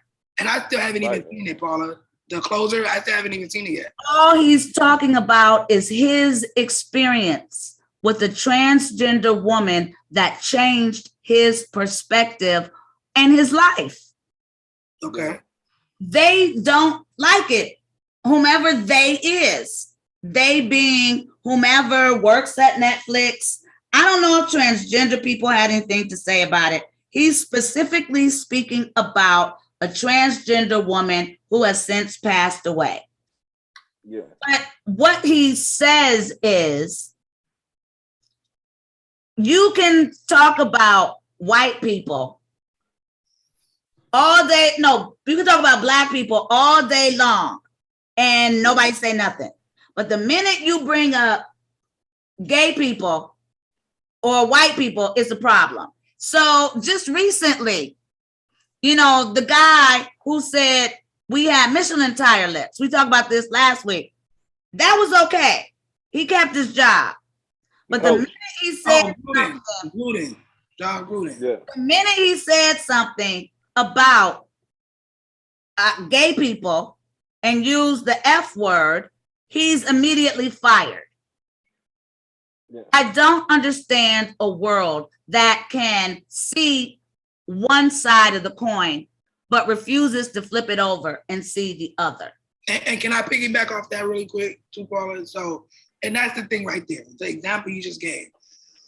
People have to understand, look, it's sad because, so often I feel our message gets misconstrued, right? And what I mean by that is, and there may be some people like this, but when we speak up, there are people that think that we want better, right? Or to have an unfair, balanced playing field. When no, we just want it to be equal. That's what. Right, we want it to be equal. Because Black Lives Matter does not mean that blue don't. So when you say that, when you say that, Paula, that's what you mean when you say equal, meaning if this man was going to get fired for saying something about another disenfranchised community, right, like the gay community, he should also have the same ramifications for saying something about our community, the Black community. And for Dave Chappelle to call it out. Right. Prior to this example happening, right there lets you know that what he has to say in this hour, 90 minutes, whatever, however long the special is important and relevant. Definitely. Just the fact that you're upset when you don't even know the lady he's talking about. What's Daphne? You don't even know Daphne. Yeah, I'm not even familiar. You know Daphne didn't like the stuff he was saying. If Daphne liked it, why are you worried about it? Yeah. So a term like, I knew in my bones that they were talking about movies like them. Movies where we speak our truth, where we put it in your face and shame you with the way that you treated a society based on fear. People don't like The Mirror. Them is about those color lines, that redlining is what they called it, that is still happening right now. And you want to tell me it's Black suffering porn because I'm hurting, but you can relate to someone being raped or someone being transgender or somebody being gay, but you can't relate to me. Yeah. When I talk about it and I want to talk about it and educate, it becomes porn. It's hurtful to me and it's disrespectful. I'd say this. I feel like our stories are important, and having the ability to tell every aspect of it. When you hate on it like that, and you call it Black sympathy porn or whatever you call it, it changes the masses' minds. When the Los Angeles Times does a whole page article on why them is Black sympathy porn, it's kind of like when they used to tell us, you're playing the race card. What card would that be? The Ace of Spades? Well, here's the thing, though. Am I playing? Let me ask you something. By putting it in your face that I deserve, my stories deserve the same respect, whether you are willing to, are ready to acknowledge the truth of the situation has no effect. Just because you don't believe it don't mean it's a lie, is what I'm trying to say. Well, let me say this. Here's the interesting thing, though. The term is coined by Black folks, though. That's the thing. And that's the saddest part about it, Brandon. You're absolutely right. Because when it comes, once again, to them, I heard from more, including my mother, it's a hard watch. Right. Supposed to be. We don't like to watch. I heard it's a hard watch. We don't like to, and that's what's been said across the board. Like some Illuminati person whispered in somebody's ear, this is what you say. Say it's a hard watch. And that's all I've heard. Across, even you just said, that's what I heard. That's the going, it's a hard watch. I've never even heard that until them. Really? Yeah. And now that's all I hear. Well, it's a hard watch. It's a hard watch. Like, where did you get that? Why does everyone from my mom to you, Brandon, say people that aren't even related? You've never had a conversation with my mother. Where are you all? It's something that's been planted. Yeah. Jay, did you see it? I did see it. I watched it all the way through. I was hoping that they was gonna do a season 2. It was set up. It said season 1 when it came out. Yeah. I don't think it's a hard watch. I think it's supposed to be uncomfortable. It's not. If you're comfortable watching it, then it ain't being done right. You know what I'm saying? If you're just sitting there and you just chilling watching it and don't nothing about it, and we didn't do our job. Yeah, because it's supposed to be uncomfortable. You're dealing with a man. You're dealing with a man that goes into a job that he's overqualified for, and they make him They try to make him a do boy throughout the whole series. Okay. But he's doing their job throughout the whole series, though. Oh, wow, I gotta watch it. Phenomenal acting, phenomenal writing, sets. And it's horror too. It's also horror. The clothing, those women created. There was one pattern that had been eliminated. It was a pattern that they found from the 50s of little Black cherubs. It had been, they discontinued. They don't make it anymore. Right. They recreated it. Now, I don't know if that's a good thing or a bad thing, but that's just how cold they were. Like, they wanted authenticity. And there was one dress that they used that was an authentic pattern from the 50s of little Black cherubs. And they recreated. I thought it was dope. Yeah, we probably don't want that back in circulation, but for the purposes of the film, I thought it was dope. How do you think that will affect what your movie is trying to portray or trying to communicate to the rest of us? So I'll keep it real. We did make a conscious decision to, because we heard that, right, of the many that are tired of seeing us just downtrodden and beaten, and even though, like I said, that's a reality, right, out there. So what we did was, you know the term, y'all, medicine in the candy, right? So yeah, we wanted to put medicine in the candy, right? So we wanted to talk about go down. we wanted to talk about police brutality and really serious subject matters like that, but we wanted to do it in a way that, to look, the opposite of Hard Watch, went down easy. We wanted to do it in a way where you're almost like, it's funny because one of the actors in the film at the time when he auditioned for it, he read the script and he was like, we said, what did you think? He was like, it was funny. And he said, I wasn't expecting that, like being what the film is about. And he said, but you guys had a great balance of seriousness with funniness too. And I think that's something that the Wayans have been able to capture. Right. And that's not easy to do. Yes. It's not easy to do that.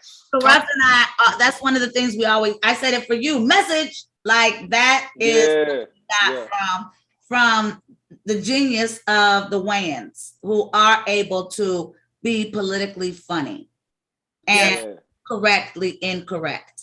Yeah. So I don't think it'll be a problem for us because we have, for one, we're honoring, like, you know, the Tupac, you guys know how beloved and John. And honestly, there's also some, I can tell y'all, there's some hints at like a little wink to Nipsey Hussle and to Kobe. Like there's some. It's very California. Yes, LA is a character in the film, y'all. Like LA, like for instance, we have certain scenes that LA gave you money to make the movie. Exactly, and it was big. A lot of John's films took place in South LA, like his characters, Boys in the Hood. Even his last TV show. Right, Poetic Justice. For us, one of our actors, by the way, she just booked Snowfall, like a recurring. So, yes, shout out to Tasia Sherelle for that. All right, Tasia Sherelle. She's dope.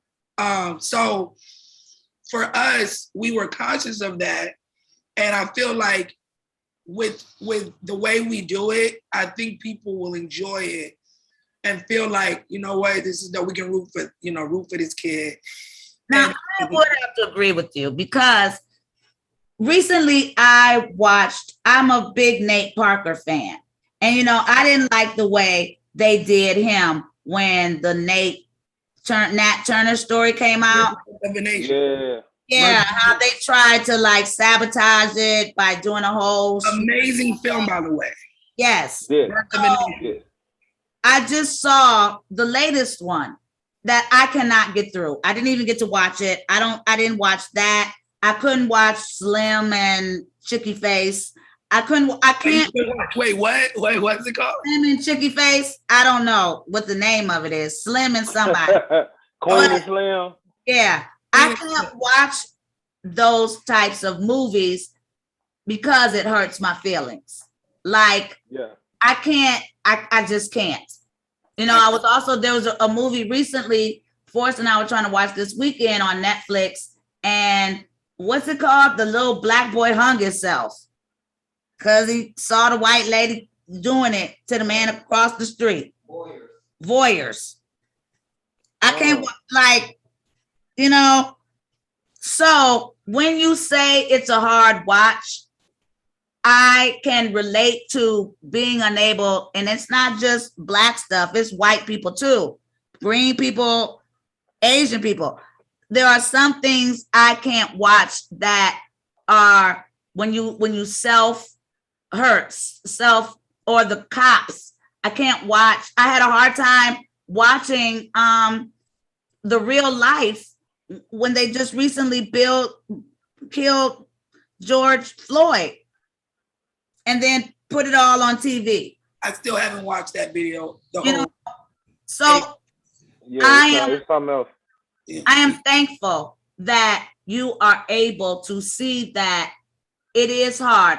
Now, I can't agree with a story like them because it's supposed to be hard, like Jay said. But some stuff like it's too hard for me. Like I couldn't get into Nate Parker's latest film about police brutality. Did you see that one? I bought it. I haven't seen it yet, but I wanted to support Nate, so I bought it. So I rented it. Me too. Okay, yeah, you gotta support. Hey, we have to support and protect. So we have to support Black film, right?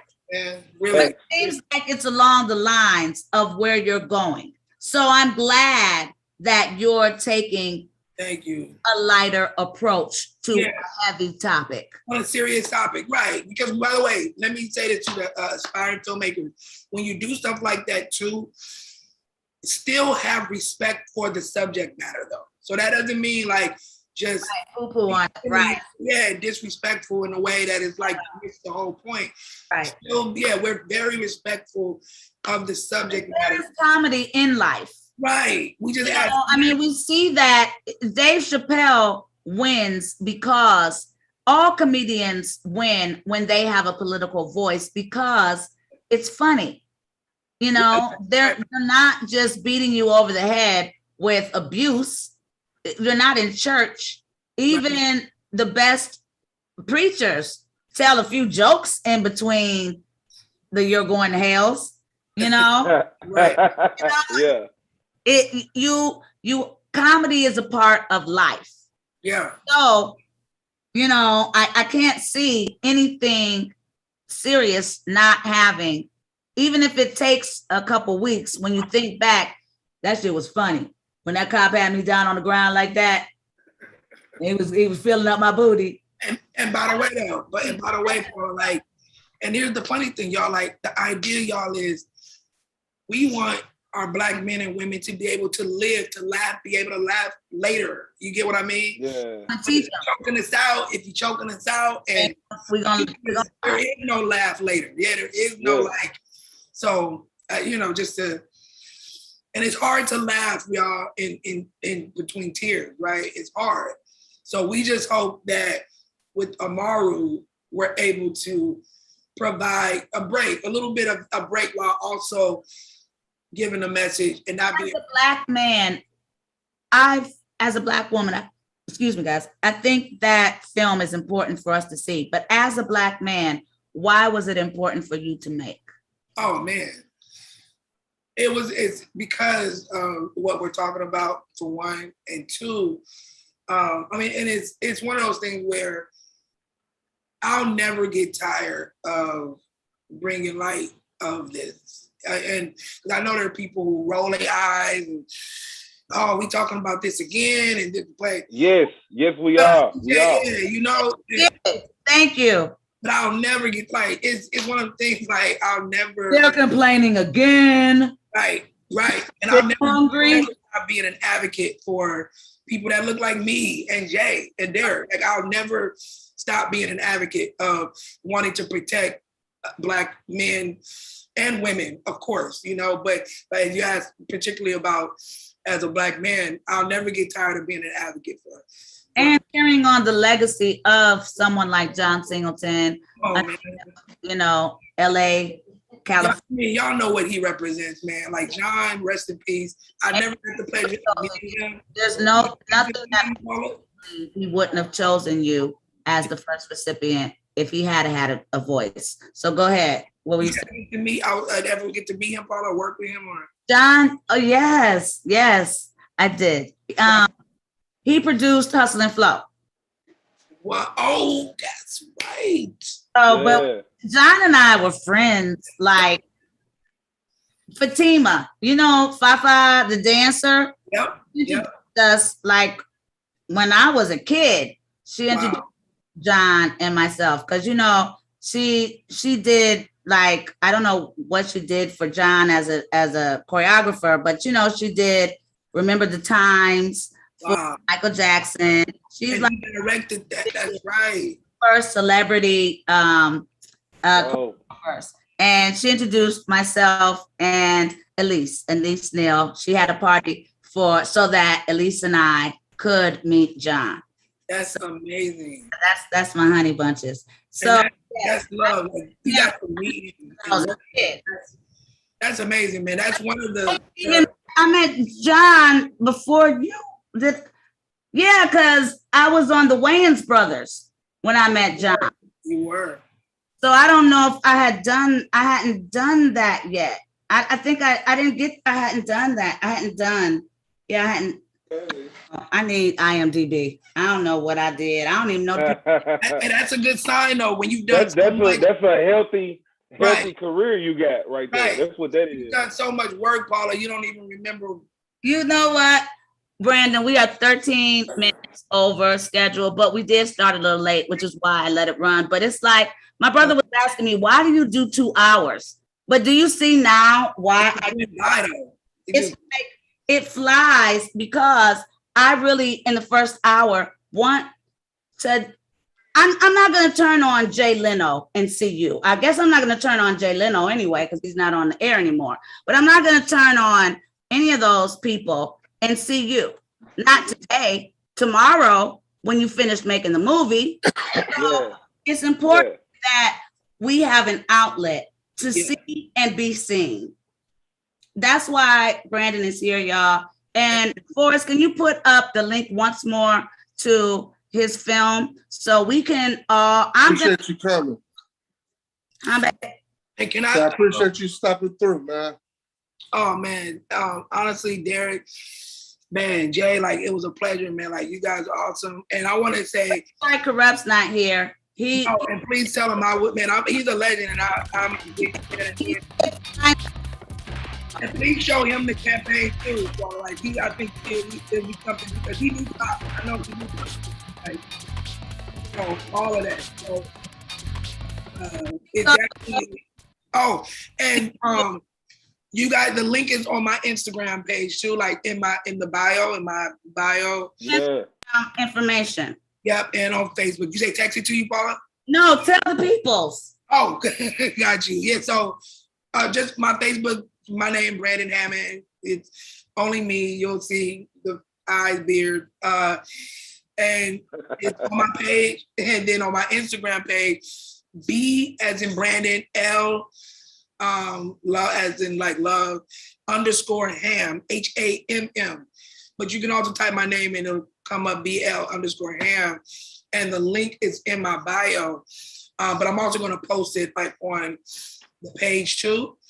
And honestly, like Paula, I love you and I thank you for that. And I see many blessings ahead for you. I see you. I see your star. I see you. And thank you, Mr. Martin, too, your husband, like for just allowing me the platform because there's currency in this too. There's currency in you allowing me your platform to just share this. And it was a pleasure, Jay and Derek, like speaking film with y'all, man, and going through my career. And I appreciate the appreciation, man. Sure, for sure. Remind you of who in the heck you are. Let them know. Yeah, I want to give you some flowers real quick before we go. I know we over. We're going to get out of here. And Paula as well in conjunction of giving you these flowers. There are certain movies that are a staple in every Black household and in most households, period. So if you go to people's houses, they got the case with all the tapes, the VHS tapes. If you go through that catalog and you got Menace to Society, Waiting to Exhale, Space Jam, Soul Food, Tales from the Hood. You stuck it there too. But then you flip over there because you do got Tales from the Hood. Then you got Friday. You got movies like Sprung. You got you're in the same catalog, Paula. Right. These are movies that are in every household. You can do a poll right now on Facebook and name these movies, and the comment section gonna fill up. I got that. I seen that. I remember this scene. So as a young Black man, the same age, I remember watching you in these movies. We both on here now with the goat beard. That's right. Yes, you said food. You had grandma. You ate soul food. You had like Nene and Lorraine bathroom. You had all the dope mamas. Sexy mom.